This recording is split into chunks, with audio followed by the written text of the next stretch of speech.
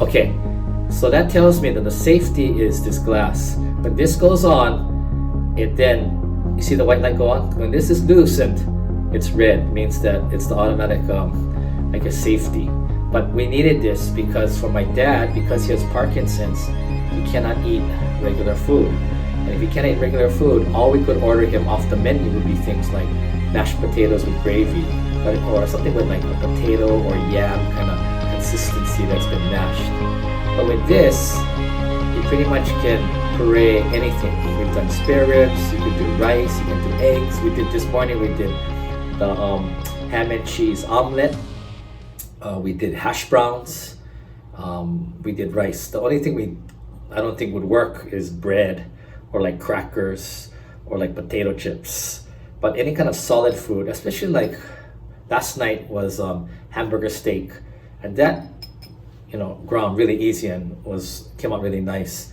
And we did spare ribs. So again, I think this is the key to being able to help take your mom or dad, seniors, relatives, anyone who can only eat pureed foods if you want to travel, like let's say to Las Vegas or even other places.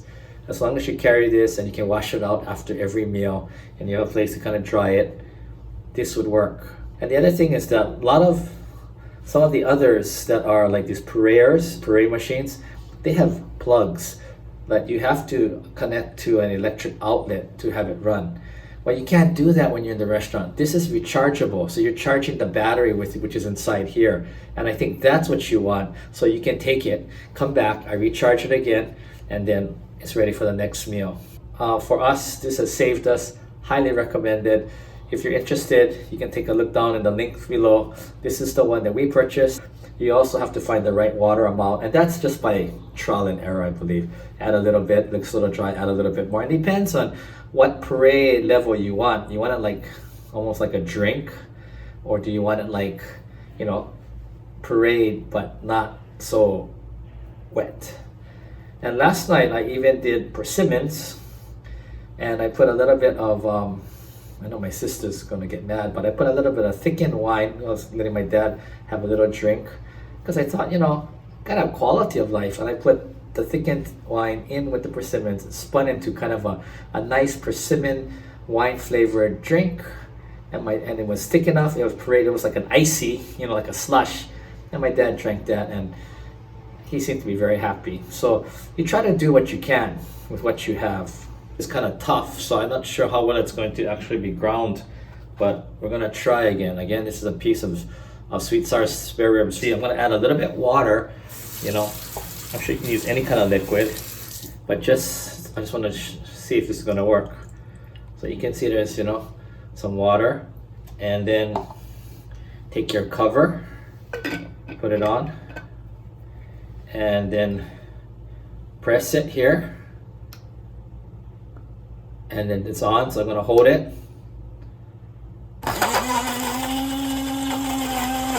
And let it release, it's going. I stop it, I can shake it around or maybe put a spoon inside, just to kind of make sure that everything is kind of spread out, because sometimes it gets stuck, right? Just like when you fry ice and things. And then cover it again, like that. Go through the same process. The light's on, hold it, and release. And there you have it. You can see that it's pretty evenly being ground. And it's been ground. You can see that it's ground nicely. Another thing I would recommend is when we came over, we had pureed food for my dad. We had like mashed potatoes, Kahlua pig, some eggs and things in these Tupperwares. And now we just washed them all, and they're here on the side here. But so we can keep it in the refrigerator. This is actually better. And tomorrow on the flight, this would be a great idea because he cannot eat the airplane food. So we could keep it in the refrigerator until we leave and take it on the plane, and this is what he can eat. So having Tupperwares and having the little puree machine together is really ideal. It'd be nice to have a long spoon or fork, like those chocolate sundae spoons to do this. But I'm gonna pour it out now. One of the things that is the challenge is after every meal, you have to, of course, wash it and clean it because you don't want it to be, get any bacteria or get it dirty. So, of course, I would suggest that either you buy or you bring your own, dish soap. And we have a sponge here. Even better yet would probably be one of those long, like brushes that sometimes people use for like test tubes, or they have the larger ones for glasses, for people who use it for glasses, but that's kind of big to bring along. I mean, you could. I would probably suggest a smaller one, and then I would try and clean. Now, there's also like food that gets stuck in here, which I think we should throw down the garbage can and not put it down the sink, just because we don't want to plug the sink or we don't want any smell. So, next thing you would do is take this apart. So this is what you have. So you have this, and you have the cover. Now the cover also, you can see, has kind of a little groove. And so my brother-in-law Patrick, he sent with us an old toothbrush. Not old, a new toothbrush that is disposable. And I would turn on the water and put maybe a little bit of the dish soap onto the toothbrush, just a little bit like that. And then I would probably rinse it and try to wash inside. Now, another suggestion I would have is that instead of a toothbrush, which doesn't really fit because it's not round, is one of those smaller kind of brushes, bristle brush almost like that. Maybe you can fit inside here better. This does okay, and you can kind of like spin it around like this. You can spin it around in the groove, but I would think that a better fitting bristle brush would probably work much better. But anyway, I just wanted to demonstrate what we're using now. We're improvising because this is all we have.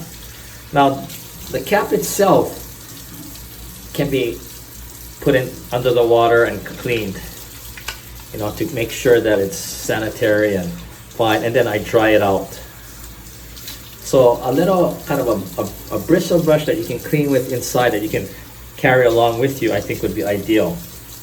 Next is this glass container. So you just rinse it through.